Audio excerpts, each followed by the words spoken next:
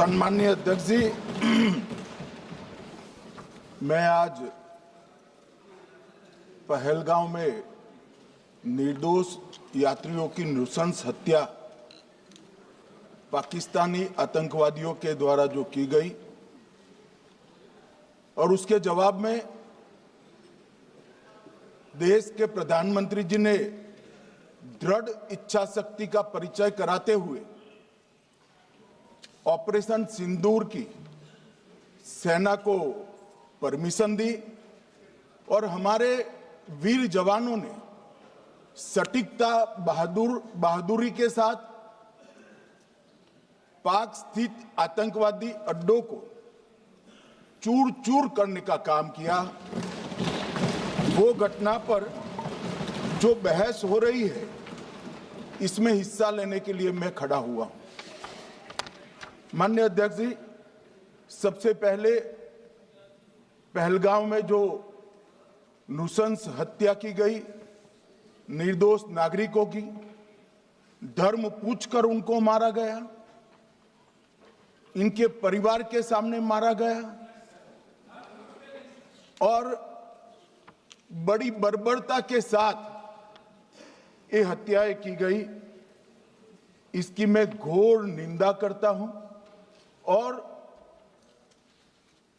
जो मारे गए हैं इनके परिजनों के साथ अत्यंत हृदय की गहराइयों से मैं संवेदना भी व्यक्त करना चाहता हूं। ऑपरेशन सिंदूर के जवाब में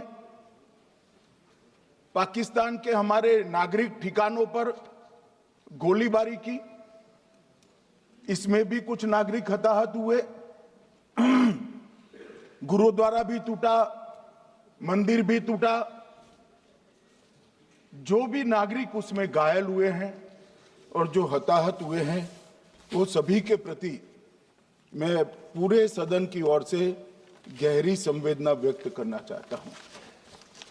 माननीय अध्यक्ष जी, कल से यहां पर पक्ष और विपक्ष दोनों की चर्चा चल रही है और स्वाभाविक है, जब इस तरह की नृशंस घटना घटे देश में, तब इस पर मुक्त चर्चा भी होनी चाहिए, चिंतन भी होना चाहिए, आगे न हो इसकी व्यवस्था की भी चिंता होनी चाहिए।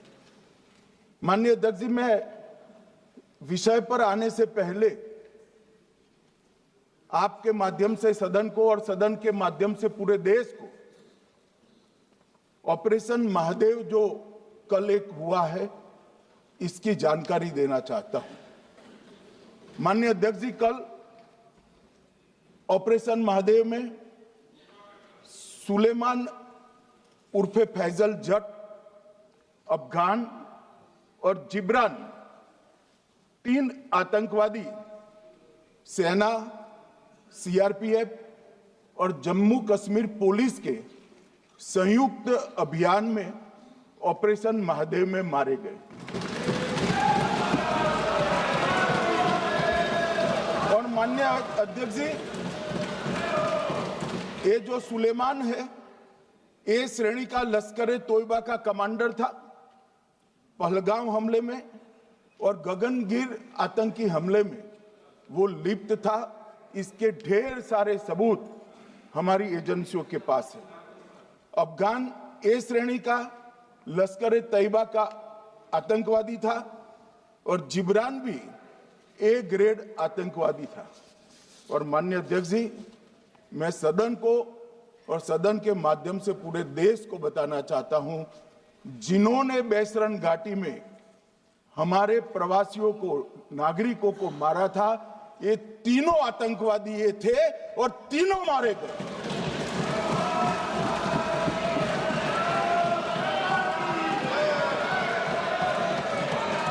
और मान्यवर, मैं आज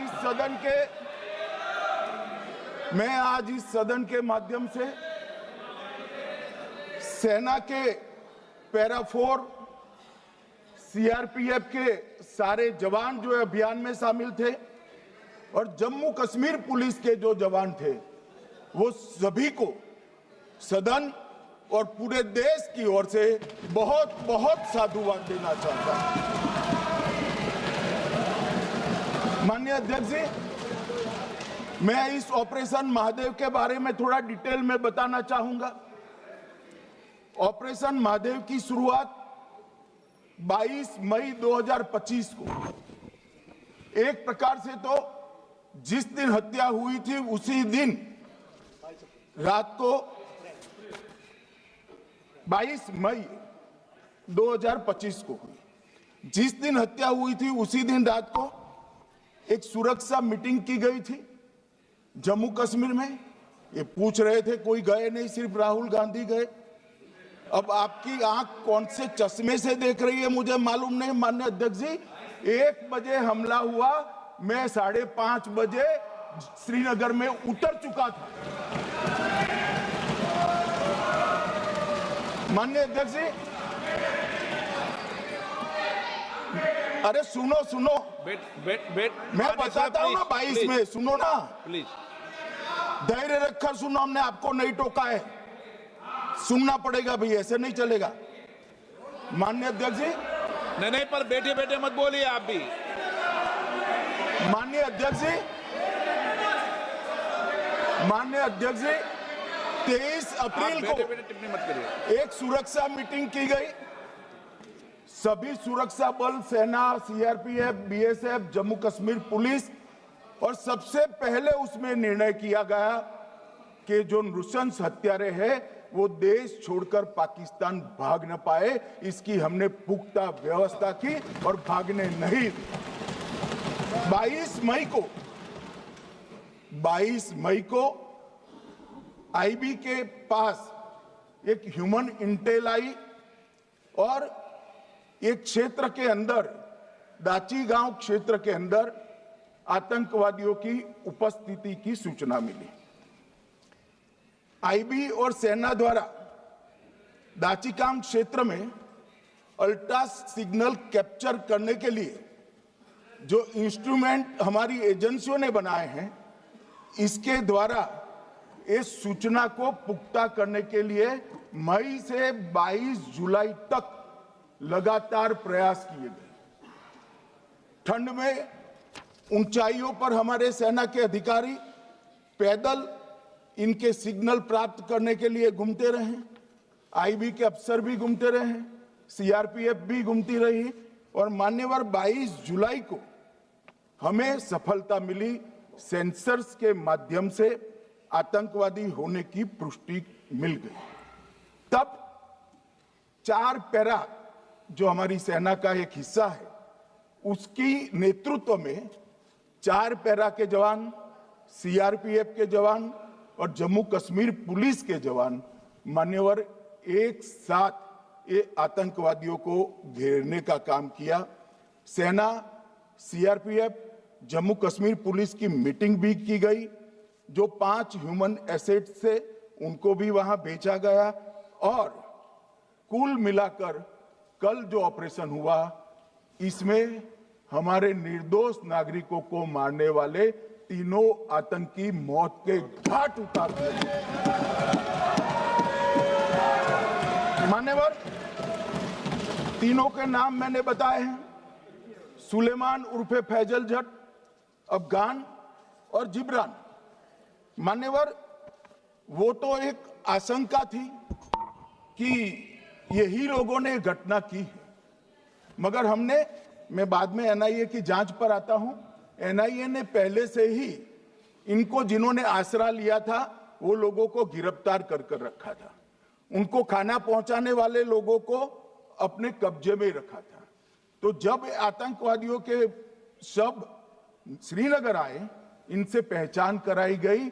4 लोगों ने पहचान लिया, यही 3 लोग थे जिन्होंने पहलगांव में आतंकी घटना को। मगर हमने इस पर भी भरोसा नहीं किया मान्यवर, कोई जल्दबाजी नहीं की। हमने जो आतंकी घटना स्थान से कारतूस मिले थे, वो कारतूस का एफएसएल रिपोर्ट पहले से करा कर रखा था, और चंडीगढ़ सेंट्रल एफएसएल के अंदर बैलिस्टिक रिपोर्ट के आधार पर उनका रिपोर्ट तैयार था। जब ये कल आतंकवादी मारे गए, इनकी 3 राइफलें पकड़ी गई।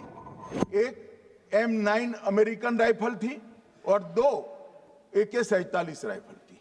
जो कारतूस मिले थे वो भी M9 और AK-47 के भी थे, मगर हमने इससे भी संतोष नहीं माना। ये राइफलों को एक विशिष्ट विमान के द्वारा कल रात को 12 बजे चंडीगढ़ पहुंचा गया और पूरी रात फायरिंग कर इसके भी खाली खोखे जनरेट किए गए। 2 खोखों का मिलान किया गया, राइफल की नाली और निकले हुए खोखों का भी मिलान हो गया। तब ये तय हो गया कि इन्हीं 3 राइफलों से हमारे निर्दोष नागरिक मारे गए। और मान्यवर, आज मैं सदन को बताते हुए बहुत खुश हूं। मोदी जी ने ऑपरेशन सिंदूर कर आतंकवादियों को जिन्होंने आतंकवादियों को भेजा था, उनके आकाओं को जमीन में मिलाने का काम किया था।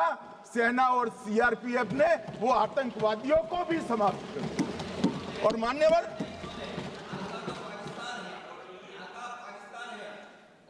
कौन पाकिस्तान से आपकी बात होती है क्या? अरे बैठ जाओ भाई।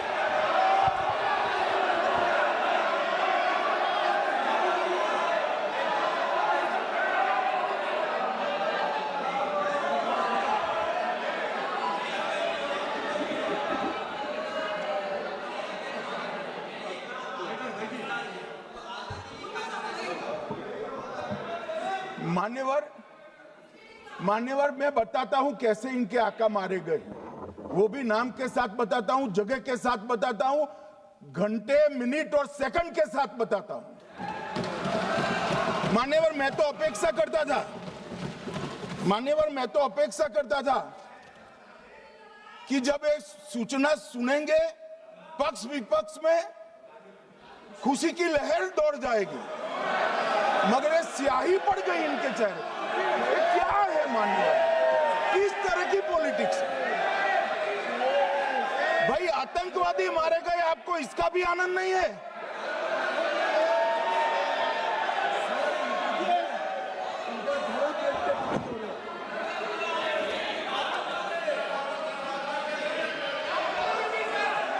अखिलेश जी बैठ जाइए, मेरा पूरा जवाब सुनिए, आपका सब जवाब आ जाएगा।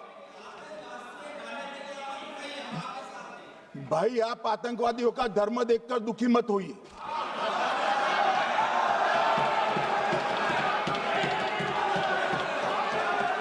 अखिलेश बैठ जाइए यार।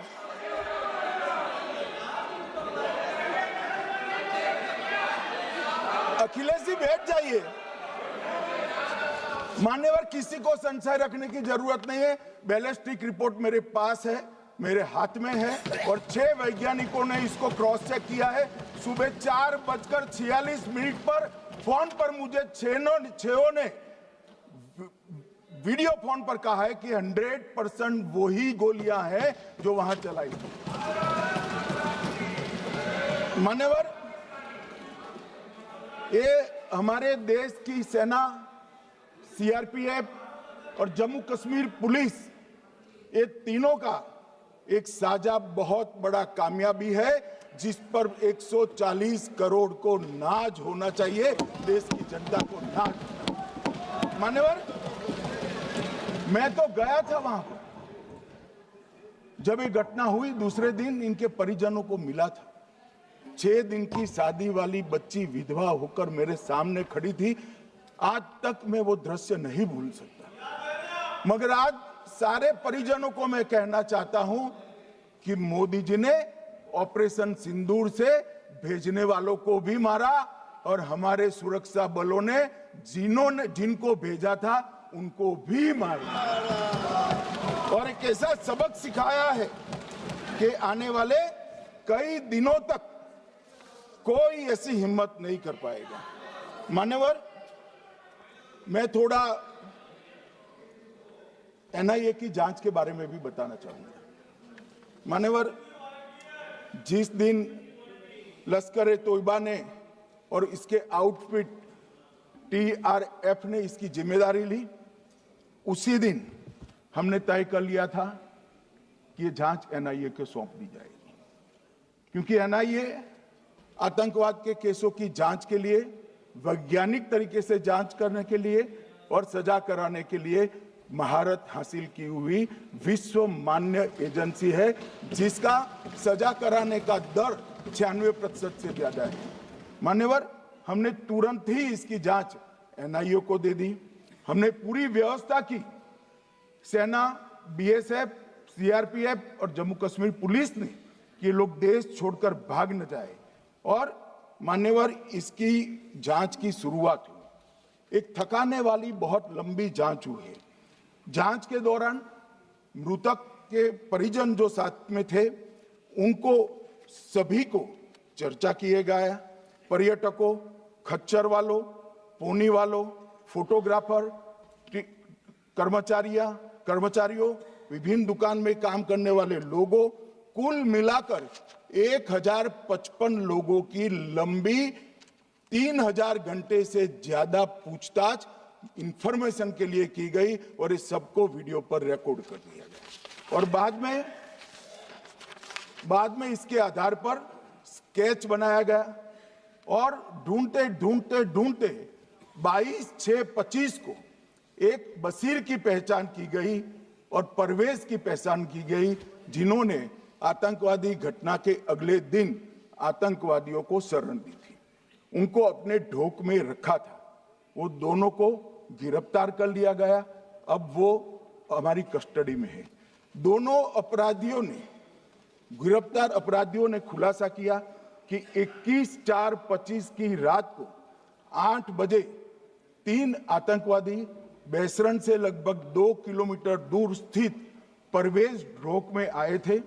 आतंकवादियों के पास AK-47 और M9 कार्बाइन थी। जो 2 आतंकवादियों ने काली पोशाक पहनी थी और एक ने छद्म वेश किया था। खाना खाया, चाय पी और ढोक से निकलते वक्त कुछ खाना, नमक, मिर्च और मसाले लेकर वो चले गए। मान्यवर, उस वक्त हमने जिन खोखो को रिकवर किया था, इसको हमने चंडीगढ़ FSL में टेस्टिंग के लिए भेज दिया। और जब चंडीगढ़ FSL में टेस्टिंग के लिए भेजा गया तो वही राइफल से एप्को आतंकी हमला हुआ था, वो भी निश्चित हुआ।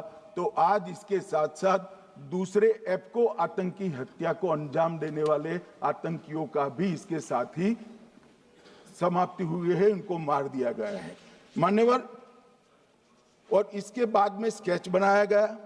गिरफ्तार किए गए दोनों आरोपियों की माता जो थी, उन्होंने ये तीनों आतंकियों के मृतदेहों को पहचान लिया है।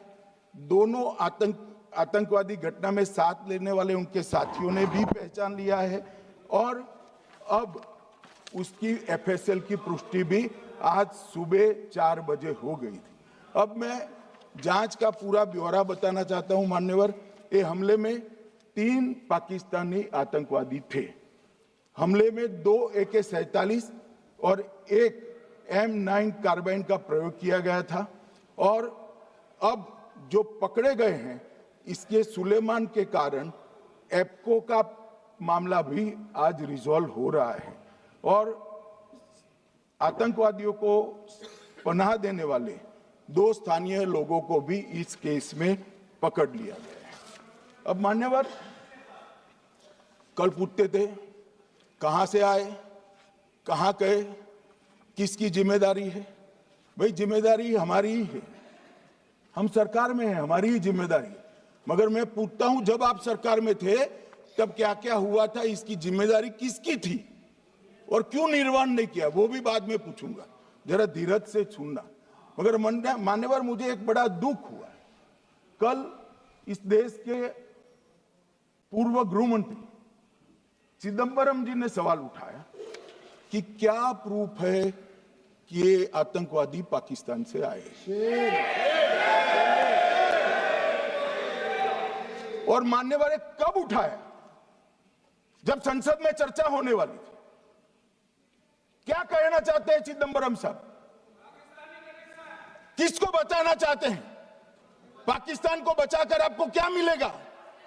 वो ये कह रहे हैं कि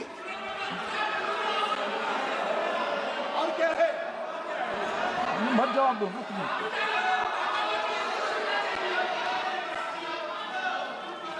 मान्यवर, हमारे पास, मैं आज चिदंबरम साहब को कहना चाहता हूं, मैं आज चिदंबरम साहब को आपके माध्यम से कहना चाहता हूं, हमारे पास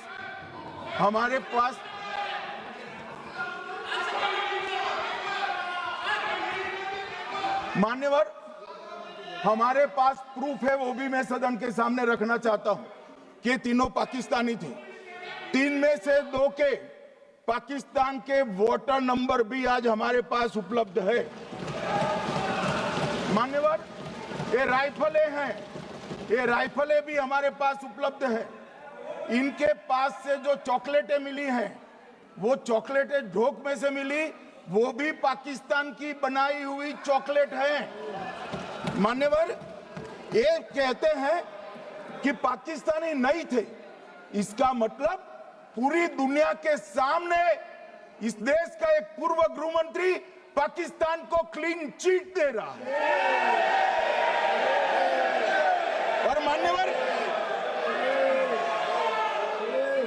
और मान्यवर, वो पाकिस्तानी आतंकवादी नहीं थे ऐसा बोलकर श्री चिदंबरम अगर पाकिस्तानी आतंकवादी नहीं थे तो पाकिस्तान पर हमला क्यों किया, वो भी सवाल खड़ा कर रहे हैं।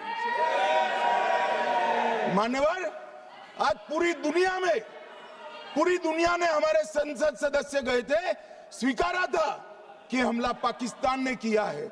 और इस देश का गृह मंत्री जो कांग्रेस पार्टी से आता है, वो कहता है कि क्या सबूत है। अरे मुझसे मांगते, मैं दे देता, टीवी से मांगते हैं, पूरी दुनिया के सामने उजागर करते हैं, शख्स सुबह खड़ा करते हैं। पाकिस्तान को बचाने का इनका ये षड्यंत्र आज 130 करोड़ लोग जान रहे हैं। बच नहीं पाओगे आप लोग, बच नहीं पाओगे। मान्यवर,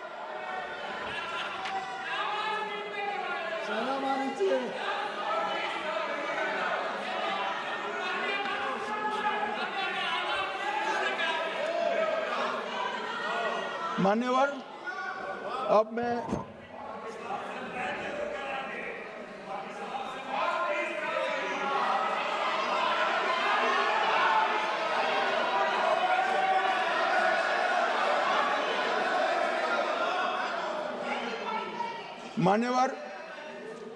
मैं पहलगांव आतंकी हमला और ऑपरेशन सिंदूर, ये दोनों घटनाक्रम के लिए मान्यवर ये अभी से थक जाते हैं।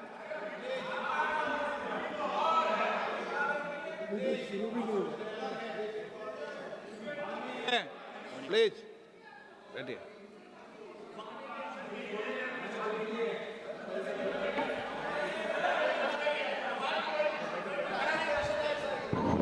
मान्यवर, मैं आपके माध्यम से कहना चाहता हूं, थोड़ा धैर्य रखे भैया, अभी तो शुरू हुआ है, अभी तो शुरू हुआ है। मान्यवर, मैं पहलगांव आतंकी हमला और ऑपरेशन सिंदूर के बारे में पूरा घटनाक्रम बताना चाहता हूं। कल ढेर सारे सवाल उठाए। वैसे तो मुझे लगता था कि कल रक्षा मंत्री जी के भाषण के बाद शायद कांग्रेस पार्टी सपोर्ट में भाषण देना शुरू करेगी और अगर थोड़ी बहुत जनता की इच्छा की परख होती तो वो ही करते, मगर नहीं करा, क्योंकि रक्षा मंत्री जी ने बहुत बारीकी से ऑपरेशन सिंदूर की सफलता, इसकी जरूरियात, इसकी प्रासंगिकता और इसके परिणाम, इसके बारे में बहुत अच्छे तरीके से सदन के माध्यम से पूरी देश की जनता के सामने रखा जाए। मगर फिर भी उन्होंने बहुत सारे सवाल किए। अब सवाल किए हैं तो मुझे जवाब देना भी पड़ेगा, उनको सुनना भी पड़ेगा। मान्यवर, मैं पूरा घटनाक्रम बताना चाहता हूं। मान्यवर, 22 अप्रैल को पहलगांव में आतंकवादी हमला हुआ। इसमें 26 लोग मारे गए, 25 भारतीय और 1 नेपाली नागरिक। हमने उसी वक्त मैं श्रीनगर जाने के लिए निकल गया। रात को ही सुरक्षा बलों की मीटिंग कर ये भाग न पाए इसकी व्यवस्था की।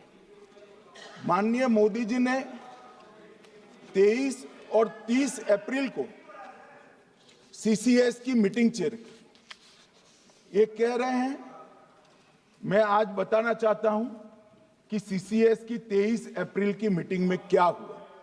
सबसे पहला कांग्रेस पार्टी का ब्लंडर था सिंधु जल संधि, इसको स्थगित करने का काम नरेंद्र मोदी जी ने किया। हमने अटारी के माध्यम से एकीकृत जांच चौकी जो चलती थी उसको बंद कर दिया।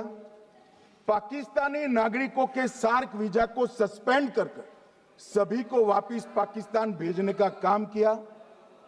पाकिस्तान स्थित उच्चायोग ने रक्षा, सैन्य, नौसेना के सलाहकारों को अवांछनीय व्यक्ति घोषित किया। संख्या को 55 से घटाकर 30 किया और सीसीएस ने ये संकल्प लिया कि जहां पर भी ये आतंकवादी छुपे हैं उनको और उनकी ट्रेनिंग करने वाले अड्डों को सेना, पुलिस, सीआरपीएफ, बीएसएफ उचित जवाब देगी। मान्यवर, जिस तारीख को ये हुआ उसी दिन ये निर्णय हो चुका। मान्यवर, इसके बाद में कल गोगाई जी कहते थे मोदी जी 24 को पहलगाम जाने की जगह बिहार गए। सुनो यार। मान्यवर, मोदी जी जब ये पहलगाम घटना हुई यहां नहीं थे, विदेश में थे। आने के बाद तुरंत सीसीएस बैठक की और मोदी जी जिस दिन बिहार गए उस दिन पहलगाम में कुछ नहीं, कोई नहीं था, सिर्फ राहुल गांधी थे। सारे लोग चले गए थे, सारे लोग वहां से अपने अपने ठिकाने पर चले गए थे। मगर इन्होंने एक बात कही, उस पर मेरी आपत्ति है। मान्यवर, उन्होंने कहा 24 अप्रैल को चुनावी भाषण किया। मान्यवर, देश का नेतृत्व करने वाले देश के प्रधानमंत्री की फर्ज होती है कि देश की संप्रभुता पर, देश के नागरिकों पर अगर ऐसा जघन्य हमला होता है तो जनता की भावनाओं के अनुरूप जवाब देना चाहिए। मान्यवर, मैं आज आपकी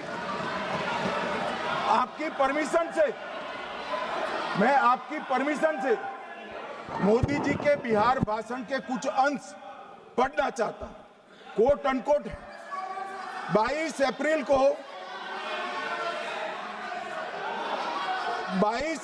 को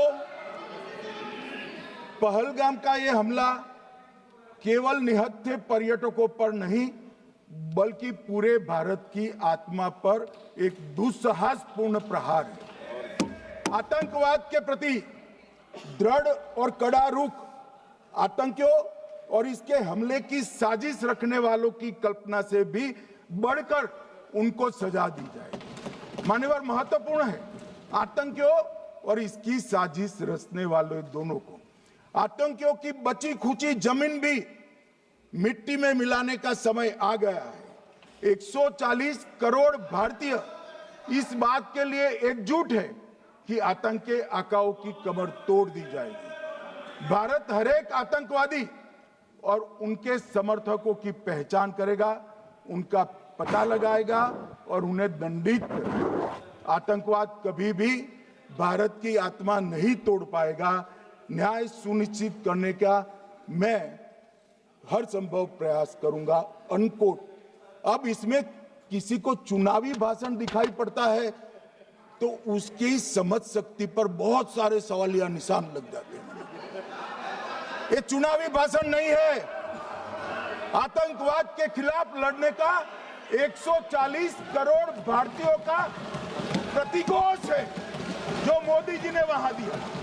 इनको चुनावी भाषण दिखाई पड़ता है, जैसे चश्मे होते हैं ऐसी ही दृष्टि होती है। मान्यवर, इसके बाद 30 अप्रैल को मान्यवर 30 अप्रैल को सीसीएस की बैठक हुई, पहले 23 को हुई थी।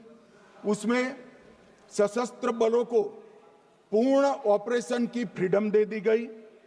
प्रधानमंत्री मोदी जी ने सीसीएस की उपस्थिति में रक्षा मंत्री, एनएसए और सेनाओं के प्रमुख के साथ बैठकर पूर्ण ऑपरेशनल फ्रीडम देने का काम किया और इसके बाद ये ऑपरेशन सिंदूर हुआ। मान्यवर, ऑपरेशन सिंदूर 7 मई को रात को 1:04 से 4 मिनट से 1:24 तक चला। उसमें पाकिस्तान के 9 आतंकी ठिकानों को ध्वस्त कर दिया और पूरी दुनिया ने इसके दृश्य देखे।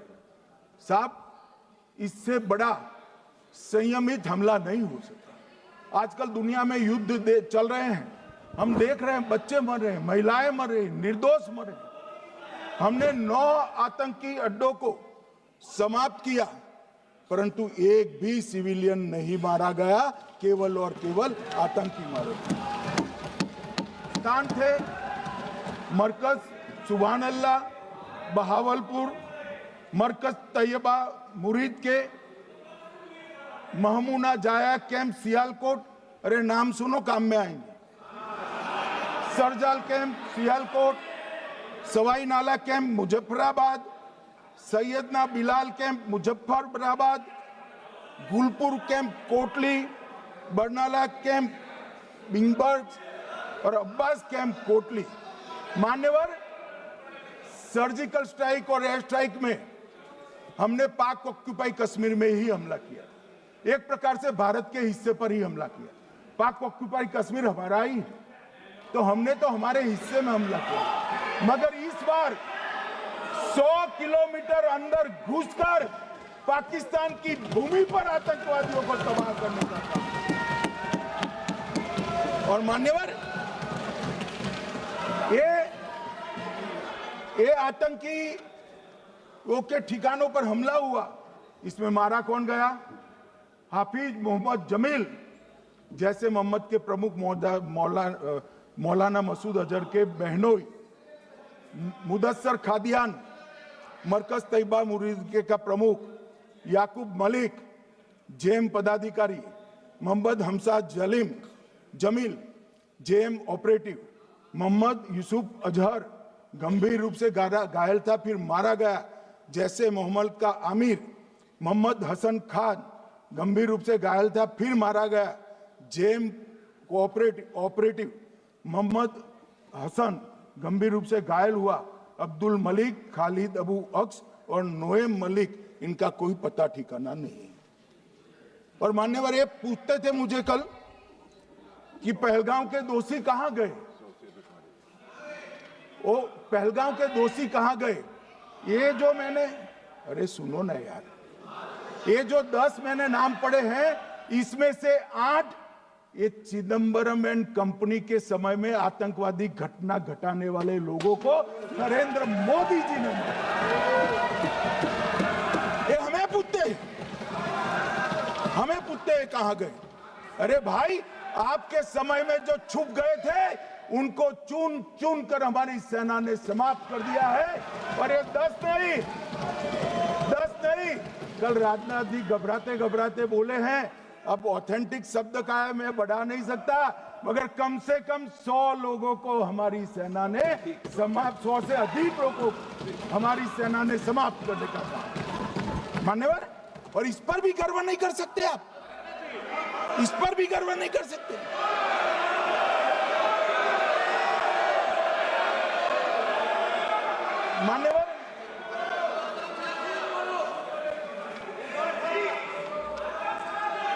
मान्यवर 7 मई को 1:26 पर 22 मिनट पर ये हमारा काम समाप्त हो गया। हमारे डीजीएमओ ने उनके डीजीएमओ को बता दिया कि भाई हमने आतंकवादी हमलों पर स्थानों पर सिर्फ हमला किया है, इनके हेडक्वार्टर पर हमला किया है, जो हमारा आत्मरक्षा का अधिकार है। पूरी दुनिया इसको एक्नॉलेज करती है। ऐसा नहीं हो सकता है मनमोहन सिंह के समय की तरह कि वो आकर मारेंगे और हम चुपचाप बैठे रहेंगे और जाकर चर्चा करेंगे। ये नरेंद्र मोदी सरकार, ऐसा नहीं हो सकता। डोजियर भेजते रहेंगे। मान्यवर, उरी में हमला हुआ, हमने सर्जिकल स्ट्राइक किया। पहलगाम में हमला हुआ, एयर स्ट्राइक करा, और अरे पुलवामा में हुआ, एयर स्ट्राइक करा, और पहलगाम में हमला किया। 100 किलोमीटर अंदर जाकर 9 अड्डों और 100 से ज्यादा आतंकवादी को समाप्त। मान्यवर, अब देखिए, हमने तो हमला किया था पाकिस्तान स्थित टेररिस्ट ठिकानों पर। अब पाकिस्तान से गलती हो गई। टेररिस्ट ठिकानों पर जो हमला किया था उसको वो अपने पर का हमला मान बैठे और पूरी दुनिया में कहते थे कि हमारा टेररिज्म से कोई लेन देन नहीं है। ये तो अब ऐसे ही ग्रुप करते, हम तो विक्टिम है, जो मनमोहन सिंह ने सर्टिफाइड भी कर दिया था कि ये भी विक्टिम है। मान्यवर, मगर दूसरे दिन इनकी श्रद्धांजलि का कार्यक्रम हुआ और पाकिस्तान को मालूम नहीं पड़ा कि ये पूरी दुनिया देखेगी। सेना के आला अफसर उनके नमाजे जनाजा में उपस्थित हुए, उनके जनाजे को कंधा दिया और ये सारे आतंकवादियों के जनाजे के जुलूस के अंदर पाकिस्तानी सेना, इनके अफसर, आईएसआई के अफसर, वहां की पुलिस के अफसर अश्रुभीनी आंख के साथ जुड़े थे। और मान्यवर, ये सिंदूर ने पाकिस्तान को पूरी दुनिया में एक्सपोज कर दिया कि पाकिस्तान के अंदर टेररिज्म स्टेट स्पॉन्सर्ड टेररिज्म है। ये पूरी तरह से, मान्यवर, पूरी तरह से एक्सपोज हो गया। 8 मई को पाकिस्तान ने हमारे रिहायशी इलाकों में हमला किया, हमारे सेना के अड्डों पर हमला किया, मगर एक भी मिसाइल से उनका कुछ नुकसान नहीं कर पाई। बहुत नजदीक से की हुई गोलाबारी के कारण हमारे एक गुरुद्वारा टूटा, एक मंदिर टूटा, कुछ हमारे नागरिक हताहत हुए।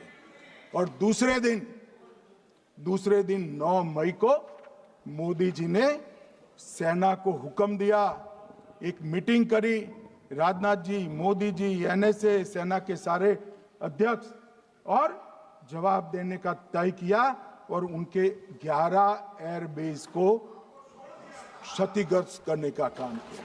मान्यवर, 8 एयरबेस इतने सटीक तरीके से तोड़े गए, पाकिस्तान की पूरी एयर डिफेंस सिस्टम धरी की धरी रह गई, कुछ नहीं कर पाई।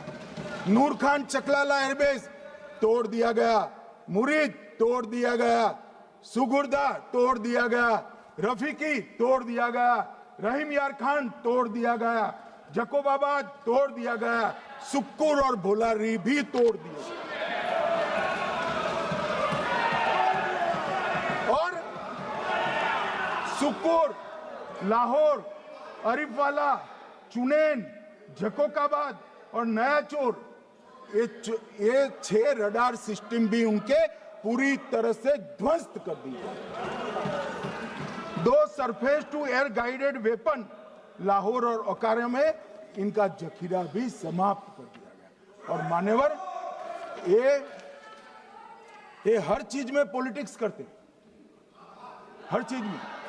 जब उन्होंने हमारे रिहायशी इलाकों पर हमला किया, फिर भी हमने इनके रिहायशी इलाकों पर हमला नहीं किया, सिर्फ इनके एयरबेस और एयर डिफेंस सिस्टम को निशाना बनाया और उनकी आक्रमण करने की क्षमता को पंगु कर रख दिया। हमारी पूरी सेना, पूरी वायुसेना, पूरी नौसेना अक्षुण्ण थी और उनकी हमला करने की क्षमता को हमने छिन्न विछिन्न कर दिया। पाकिस्तान के पास शरण में आने के अलावा और कोई चारा ही नहीं था। इसलिए मान्यवर, इसलिए 10 मई को डीजीएमओ ने, पाकिस्तान के डीजीएमओ ने भारत के डीजीएमओ को फोन किया और 5 बजे हमने इस संघर्ष को विराम किया। अब मान्यवर,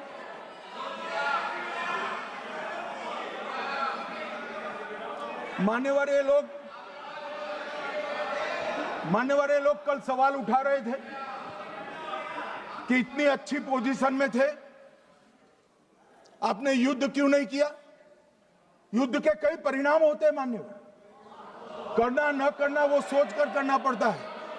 मगर मैं इसी देश के इतिहास से कुछ घटनाएं बताना चाहता हूं। 1948 में मान्यवर, कश्मीर में हमारी सेनाएं निर्णायक बढ़त पर थी। सरदार पटेल ना बोलते रहे, जवाहरलाल नेहरू जी ने एक तरफा युद्ध विराम कर दिया। और मान्यवर, मैं बड़ी जिम्मेदारी के साथ कहता हूं, मैं इतिहास का विद्यार्थी हूं। पाक ऑक्यूपाई कश्मीर का अगर अस्तित्व है तो जवाहरलाल नेहरू जी की ये युद्ध विराम के कारण है। इसका जिम्मेदार जवाहरलाल नेहरू है। मान्यवर, 1960 में सरदार पटेल ने विरोध किया था, गाड़ी लेकर आकाशवाणी तक गए थे, घोषणा न करते दरवाजे बंद कर दिए थे। मान्यवर, 1960 में सिंधु जल पर भौगोलिक व रणनीतिक रूप से हम बड़े मजबूत थे और उन्होंने सिंधु समझौता क्या किया? 80% भारत का पानी पाकिस्तान को दे दिया।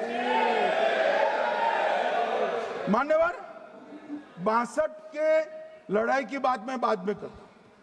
65 की लड़ाई में हाजीपीर जैसे स्ट्रेटेजिक जगह पर हमने कब्जा किया था। 66 में उसको लौटा दिया गया। मैं 71 के युद्ध की भी बात करना चाहता हूं। मान्यवर, 71 में कल राजनाथ जी ने भी बताया, पूरे देश ने इंदिरा जी का समर्थन किया। उन्होंने पाकिस्तान के 2 टुकड़े कर दिए। बहुत बड़ी विजय थी भारत की और सदियों तक भारत इस विजय पर गर्व करेगा। हम सब भी करते हैं, हमें कोई आपत्ति नहीं। मगर हुआ क्या मान्यवर? युद्ध की विजय की चकाचौंध में क्या हुआ? 93 हजार युद्धबंदी हमारे पास थे, 93,000, और 15,000 वर्ग किलोमीटर क्षेत्र पाकिस्तान का हमारे पास था। 93,000 युद्धबंदी उस वक्त की पाकिस्तान की सेना का 42% और 15,000 वर्ग किलोमीटर क्षेत्र। मगर शिमला में समझौता हुआ, पाक ऑक्यूपाई कश्मीर मांगना ही भूल गए। अगर उस वक्त पाक ऑक्यूपाई कश्मीर मांग लेते, न रहेगा बांस, न बजती बांसुरी। ये कैंप तोड़ने की जरूरत न पड़ती साहब आपको, हमको। मान्यवर, इतना ही नहीं, पाक ऑक्यूपाई कश्मीर तो नहीं लिया, मांगना ही भूल गए। 15,000 वर्ग किलोमीटर की जीती हुई भूमि भी वापस दे दी। तय हुआ था पाकिस्तानी नरसंहार के लिए युद्ध अपराध न्यायाधिकरण बनेगा, नहीं बना। सेना ने पूर्वी पाकिस्तान में नरसंहार किया था। 195 पाकिस्तानी अधिकारियों पर मुकदमा चढ़ना था। भुट्टो अपने साथ इंदिरा जी के सामने से छुड़ा कर ले गए। जनरल मानेक शॉ का एक कोट अनकोट कहता हूं, जनरल मानेक शॉ का, जो एक प्रकार से आर्किटेक्ट माने जाते हैं बांग्लादेश विजय के, इन्होंने कहा कि भुट्टो ने भारत के नेतृत्व को मूर्ख बनाया। अब जो शब्द है, मैं आप कोट अनकोट है, इसमें मेरा कुछ नहीं है, ये लोग गुस्सा न हो सकते। I told her into bracket Indira Gandhi, Indira ji को कहा, that he into bracket Bhutto के लिए, he has made monkey out of you. समझ में आता है? ये फील्ड मार्शल साहब ने कहा है मान्यवर, और ये हमें सिखा रहे हैं। ये नहीं किया, वो नहीं किया, फलाना नहीं किया, ठिकाना नहीं किया।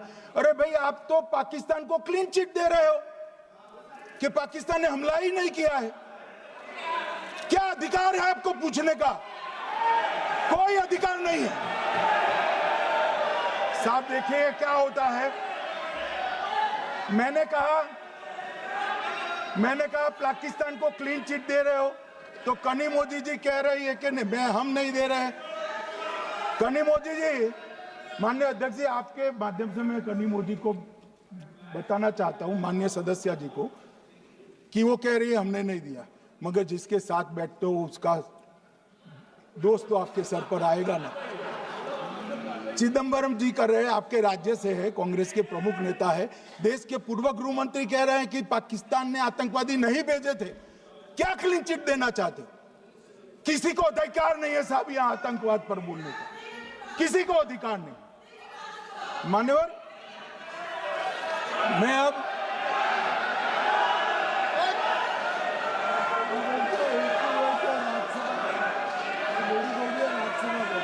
मान्यवर, मैं उनको बताना चाहता हूं, अभी आधा भी नहीं हुआ है, जरा सुनो।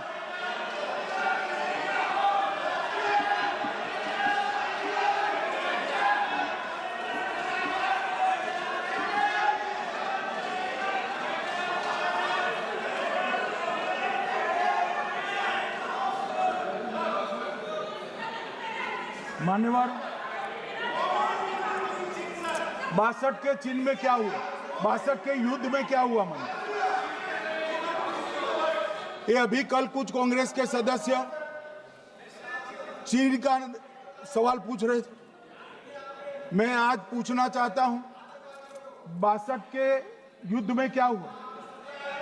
38,000 वर्ग मीटर, पूरा सदन ध्यान से सुने, 38,000 वर्ग मीटर अक्साई चीन का हिस्सा चीन को दे दिया गया। और वर्ग किलोमीटर ही बोला, वर्ग किलोमीटर। और मान्यवर, ऐसी ही चर्चा उस वक्त सदन में हुई।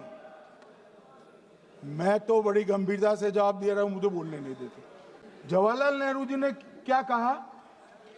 वहां घास का एक तिनका भी नहीं उगता है, वो जगह को क्या करे।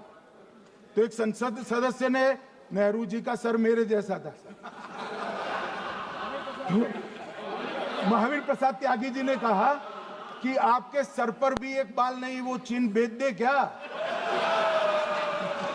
मान्यवर इस तरह से जवाब देते थे, नॉन सीरियस टाइप के जवाब। और कल गोगोई जी बड़ा बड़ा उछल कर बोल रहे थे। अरे गोगोई जी, आपको मालूम है उन्होंने चीन के बारे में, आसाम के बारे में क्या क्या था? आसाम को आकाशवाणी पर बाय बाय कह दिया था। रिकॉर्डिंग है, रिकॉर्डिंग है।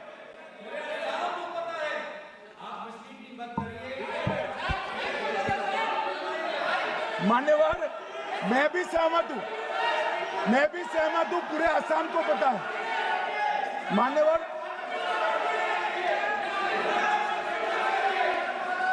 मान्यवर,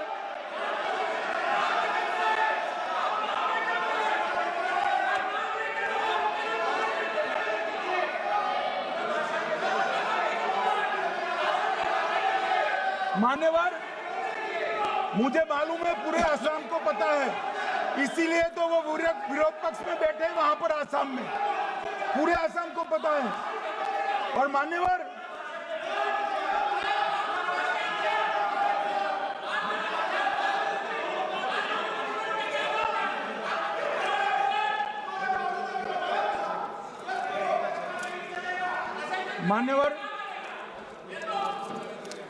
मान्यवर, जोर से बोलने से सत्य को छिपाया नहीं जा सकता।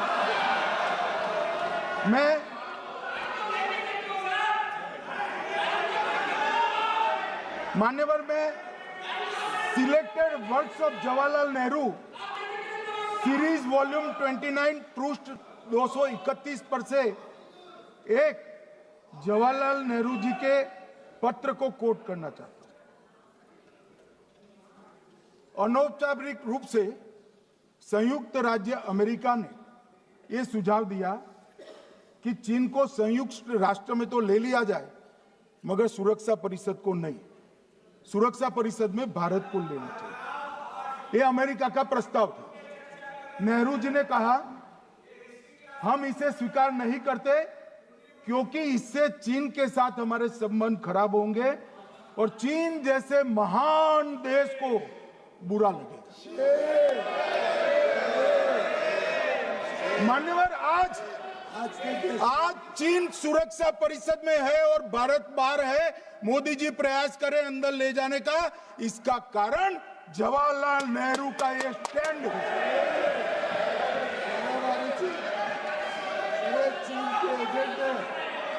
और मान्यवर, ये तो पीढ़ी दर पीढ़ी चलता आ रहा है। राजीव गांधी फाउंडेशन ने चीन के साथ एमओयू कर दिया। अब कहते नहीं है कि एमओयू में क्या था, ये तो बताओ भाई, क्या एमओयू किया था राजीव गांधी फाउंडेशन ने? और जब डोकलाम में हमारे सेना के जवान चीन की सेना के सामने आंख में आंख डालकर बैठे थे, वो चीन के राजदूत के साथ राहुल गांधी मीटिंग कर। ये मान्यवर ऐसा नहीं है। जवाहरलाल नेहरू, सोनिया गांधी, राहुल गांधी, तीन पीढ़ी तक के चीन का प्रेम उतरता जा रहा है। मान्यवर,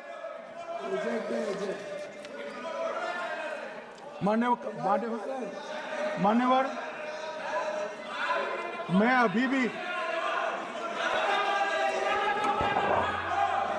अभी भी एक बात इस महान सदन के माध्यम से देश की जनता को कहना चाहता हूं, जो मेरी मान्यता है। ये सारी आतंकवाद की जड़ पाकिस्तान है और पाकिस्तान कांग्रेस पार्टी की भूल है। पार्टीशन स्वीकार न करते पाकिस्तान कभी न होता। इन्होंने पार्टीशन को स्वीकार कर देश को तोड़ा है। मान्यवर, कल विदेश मंत्री जी बता रहे थे शर्म अल शेख सम्मेलन का बलूचिस्तान ब्लंडर, जिसने पाकिस्तान को हमारे साथ चर्चा करने के लिए इक्वल फुटिंग पर ला दिया। मान्यवर, अब ये टेररिज्म की बात करते हैं। मैं इसमें भी पूरे देश की जनता को टेररिज्म की विगत 20 साल की स्थिति से अवगत कराना चाहता हूं। मान्यवर, अटल जी की सरकार थी। 2002 में टेररिज्म को समाप्त करने के लिए अटल जी की सरकार, एनडीए की सरकार, भाजपा सरकार पोटा का कानून लेकर आई। मान्यवर, मैं सदन को याद कराना चाहता हूं, पोटा कानून का विरोध किसने किया था? किसने किया? कांग्रेस पार्टी ने किया। हमारे पास बहुमत नहीं था राज्यसभा में। मजबूरन हमने कानून को गिर गया, मजबूरन संयुक्त सत्र बुलाना पड़ा और पोटा कानून संयुक्त सत्र में पारित हुआ। देश नहीं भूल सकता मान्यवर। और पोटा कानून को रोककर आज भी कांग्रेस पार्टी के नेता जब बोले तब कहे, पोटा कानून को रोककर किसको बताना चाहते थे आप? किसको बचाना चाहते थे? पोटा तो आतंकवादियों के खिलाफ था। पोटा को रोककर अपनी वोट बैंक का उल्लू सीधा करने के लिए आप आतंकवादियों को बचाना चाहते। और मान्यवर, 2004 में अटल जी की सरकार गई, मनमोहन सिंह, सोनिया गांधी की सरकार आई। आते ही पहला काम क्या किया मान्यवर? पहली ही कैबिनेट में पोटा कानून को रद्द कर दिया। मैं फिर से पूछता हूं, किसके फायदे के लिए कांग्रेस पार्टी ने पोटा कानून रद्द किया? जवाब दीजिए जरा यहां पर। और मान्यवर, इसके बाद क्या हुआ? 2004 के दिसंबर में पोटा कानून रद्द हुआ। 2005 में अयोध्या में रामलल्ला के टेंट पर हमला हुआ, आतंकवादी मारे गए। मुंबई लोकल ट्रेन 2006-5 में रामलल्ला पर हमला, 6 में मुंबई ट्रेन में बम धमाके, 187 लोग मारे गए। 2006 डोडा उधमपुर में हिंदुओं पर हमला, 34 लोग मारे गए। 2007 हैदराबाद 44 लोग मारे गए। 2007 यूपी लखनऊ वाराणसी 13 लोग मारे गए। रामपुर सीआरपीएफ कैंप वहां पर हमला हुआ 2008 में। 2008 में श्रीनगर के आर्मी के काफिले पर हमला हुआ, 10 सुरक्षा बल मारे गए। मुंबई आतंकी हमला 2008 में हुआ, 246 लोग मारे गए। जयपुर में 8 बम धमाके हुए, 64 लोग मारे गए। 2008 में अहमदाबाद में 21 बम धमाके हुए, 57 लोग मारे गए। दिल्ली में 2008 में 5 धमाके हुए, 22 लोग मारे गए। और पुणे की जर्मन बेकरी 17 लोग मारे गए। वाराणसी में 10 में धमाका हुआ, 11 में मुंबई में 3 धमाके हुए, 27 लोग मारे गए। अब मैं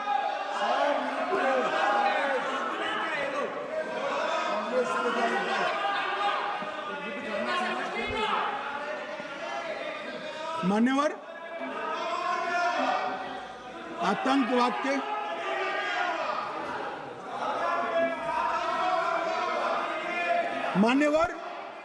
आतंकवाद के खिलाफ लड़ाई होती, कभी वो हमला करते हैं, मगर सवाल ये है कि इन्होंने 5 से 11 के बीच में 27 जघन्य हमले किए, 1000 के करीब करीब लोग मारे गए।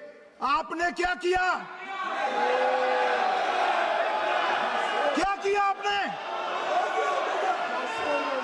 जवाब दीजिए, क्या किया? और मैं राहुल गांधी जी को चैलेंज देना चाहता हूं, इन्होंने इस आतंकवादी हमलों के खिलाफ उनकी सरकार ने जो कदम उठाए, यहां खड़े रहकर हिम्मत से बताए देश की जनता को। कुछ नहीं किया मान्यवर। ये यहां से आतंकवादियों की फोटो पाकिस्तान भेजते रहे, डोजियर भेजते रहे। और मान्यवर ये कहते हैं कि आपके समय में भी हमले हुए। मैं उनको अंतर समझाना चाहता हूं, वो देख नहीं पा रहे। मान्यवर, हमारे समय में जो भी आतंकवादी घटना हुई, पाक प्रेरित और कश्मीर सेंट्रिक हुई। देश के हिस्से में 2014 से 2025 तक एक भी घटना नहीं हुई है मान्यवर। ये नरेंद्र मोदी सरकार है मान्यवर। और कश्मीर में भी आज स्थिति ऐसी हुई है, उनको पाकिस्तान से आतंकवादी भेजने पड़ते हैं। कश्मीर में आतंकवादी अब हमारे नहीं बनते हैं मान्यवर। और मैं सलमान खुर्शीद जी को भी याद करना चाहता हूं। एक बार मैंने बड़े सवेरे में नाश्ता करता था, टीवी पर उनको रोते हुए देखा। मुझे लगा क्या हुआ, कोई बड़ी घटना हो गई। तो रोते रोते वो श्रीमती सोनिया गांधी के घर से बाहर आ गए कि बाटला हाउस की घटना देखकर सोनिया जी फूट फूट कर रो पड़ी। अरे रोना था तो शहीद मोहन शर्मा के लिए रोते, बाटला हाउस के आतंकवादियों के लिए रोना आता है। और मान्यवर ये हमें पूछते हैं कि आपने क्या किया। कोई अधिकार नहीं है पूछने का, कोई अधिकार नहीं है मान्यवर। और ये हमें पूछते थे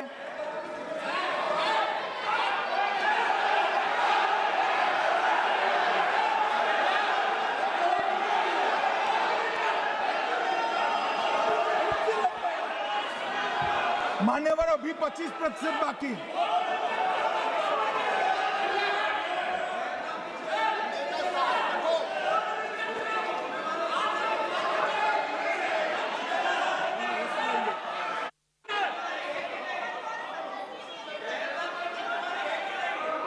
बैठिए, जवाब दे रहे हैं ना आपका, जवाब दे रहे हैं आपका। पहलगांव के बाद जो घटनाक्रम घटित उसका जवाब दे दिया ना माननीय गृह मंत्री जी ने। आपने पूछा आतंकवादियों क्या हुआ, आतंकवादियों का जवाब दे दिया। क्या पूछना चाहते हैं आप? आपने हर सवाल पूछा, हर सवाल जवाब सुनिए माननीय गृह मंत्री जी।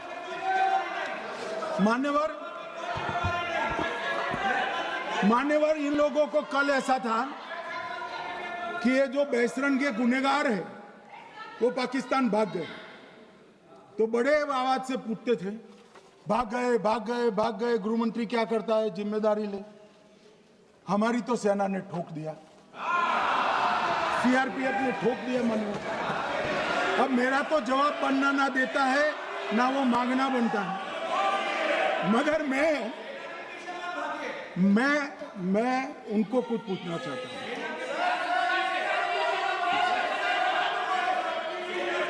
मान्यवर,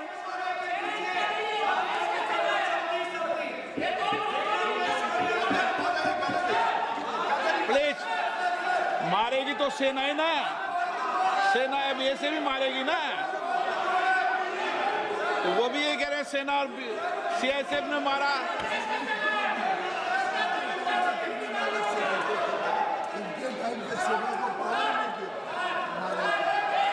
मान्यवर ये कहते हैं,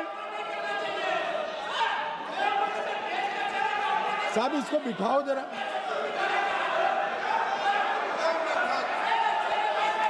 हाँ प्लीज बैठिए बैठिए बैठिए बैठिए बैठिए।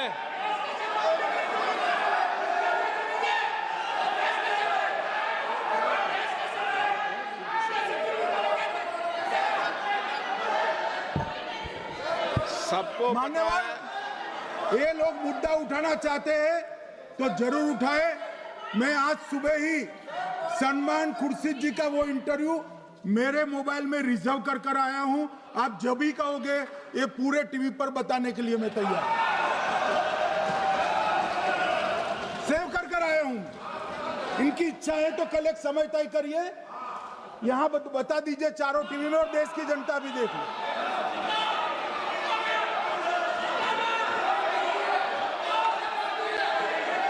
मान्यवर कह रहे हैं बताओ, आप बताओ, बताना है या नहीं बताना, ले पूछो ना उनको। प्लीज प्लीज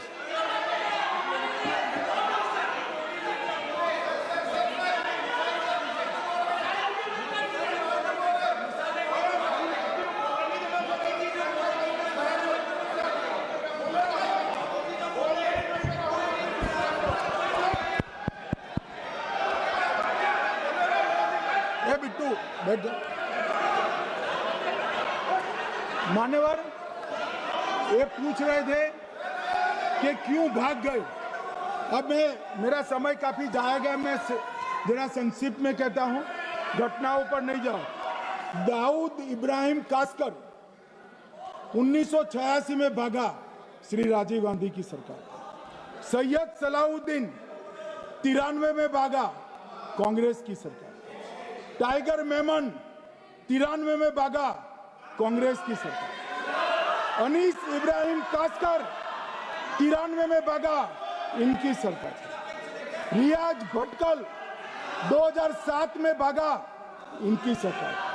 इकबाल भटकर 2010 में भागा, इनकी सरकार। मिर्जा सादाब बेग 2009 में भागा, इनकी सरकार। अब मान्यवर मेरा तो जवाब मांग लिया, हमारे सुरक्षा बलों ने मेरा जवाब भी दे दिया, अब राहुल गांधी इसका जवाब दे।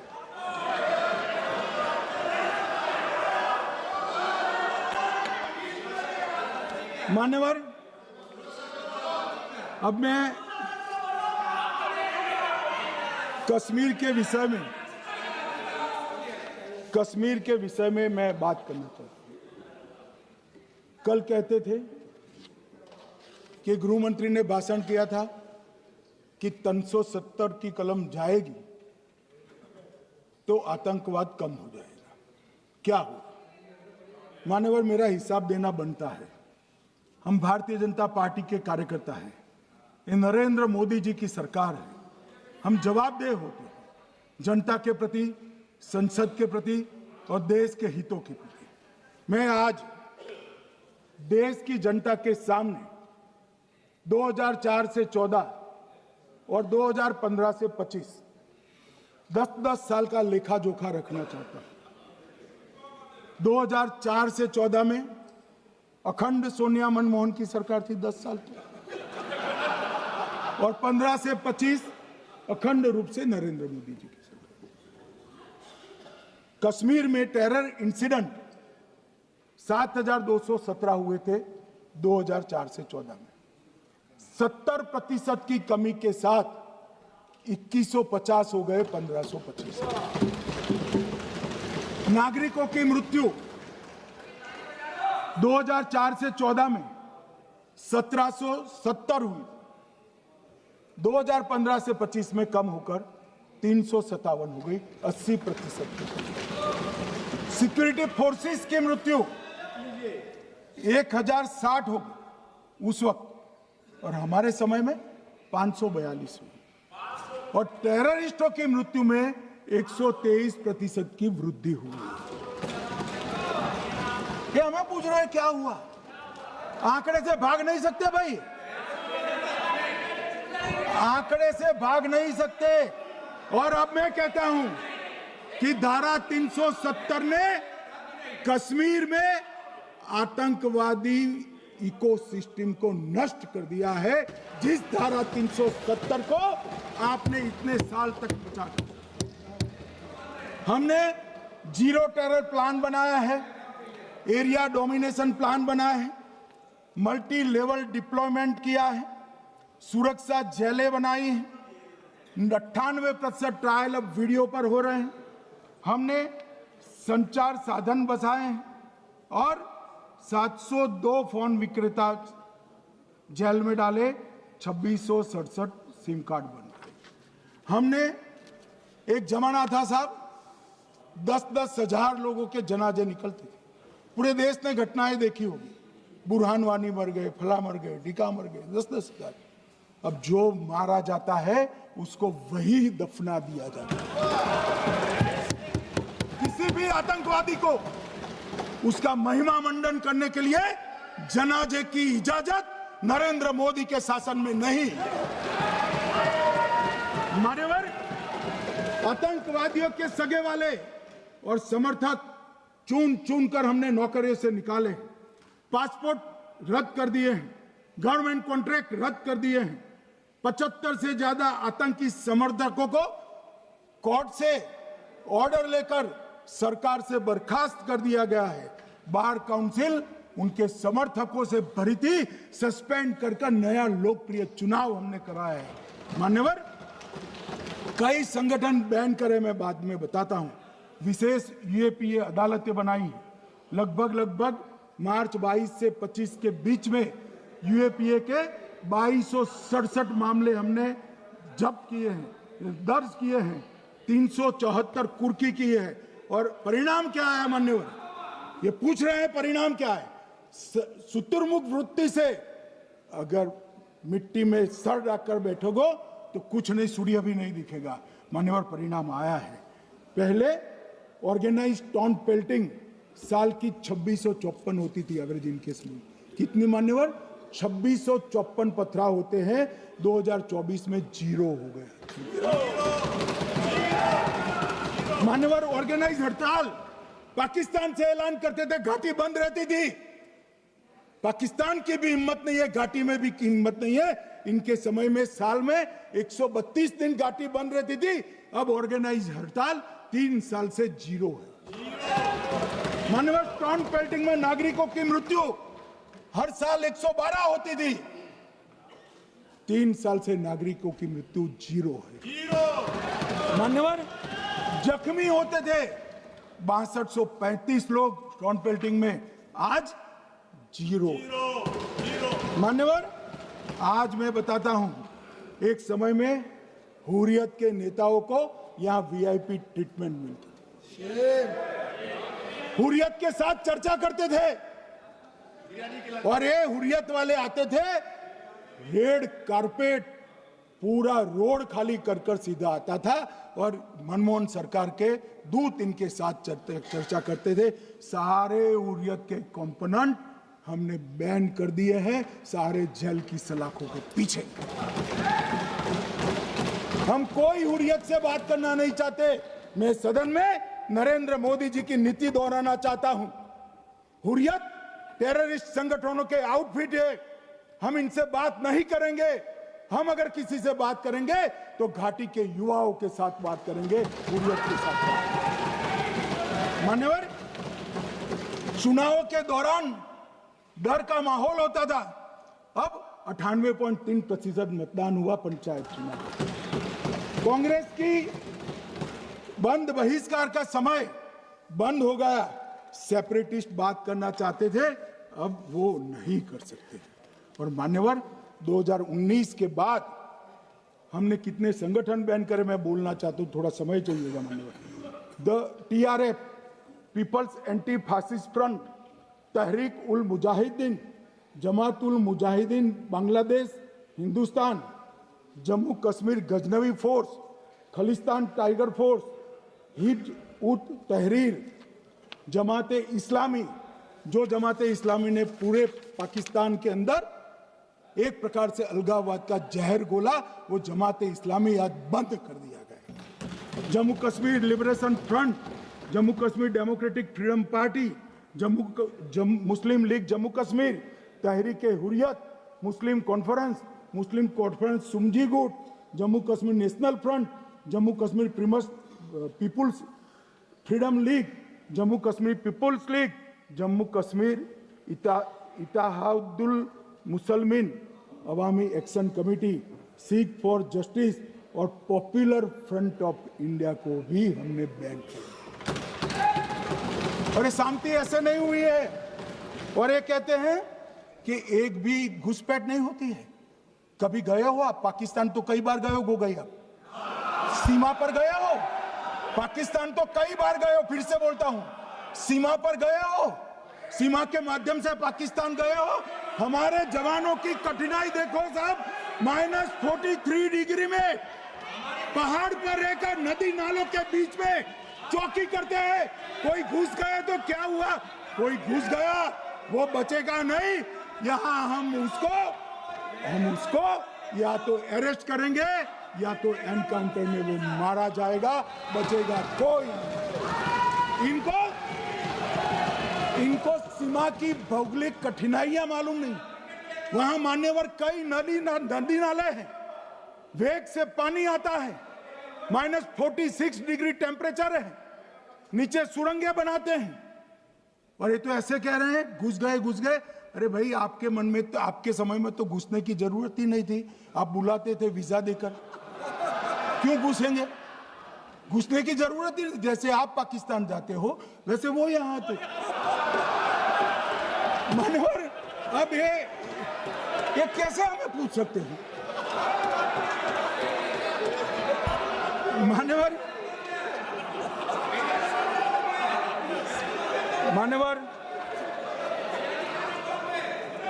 मैं समझ रहा हूं मान्यवर, मैं समझ रहा हूं पोटा का विरोध करने वाले को नरेंद्र मोदी की आतंकवादी विरोधी नीति नहीं पसंद आई। मैं समझ रहा हूं पोटा रद्द करने वाले को नरेंद्र मोदी जी की एंटी टेरर नीति पसंद नहीं आई। मैं समझ रहा हूं टेररिस्टों का बचाव कर वोट बैंक बनाने वालों को एक कोई नीति पसंद नहीं आएगी। मानवर, इसका विरोधी होना है। परंतु मैं आज एक बात यहाँ सदन के सामने आपके माध्यम से सदन को और दुनिया को बताना चाहता हूँ। मानवर, ये नरेंद्र मोदी सरकार है, टेररिज्म के खिलाफ हमारी जीरो टॉलरेंस की नीति है, ऑफर है, और हम विजयी हो। और मान्यवर, मैं फिर से अंत में ऑपरेशन महादेव में जुड़े हुए सेना, CRPF और जम्मू कश्मीर पुलिस के सभी जवानों को 2 हाथ जोड़कर प्रणाम कर बहुत साधुवाद।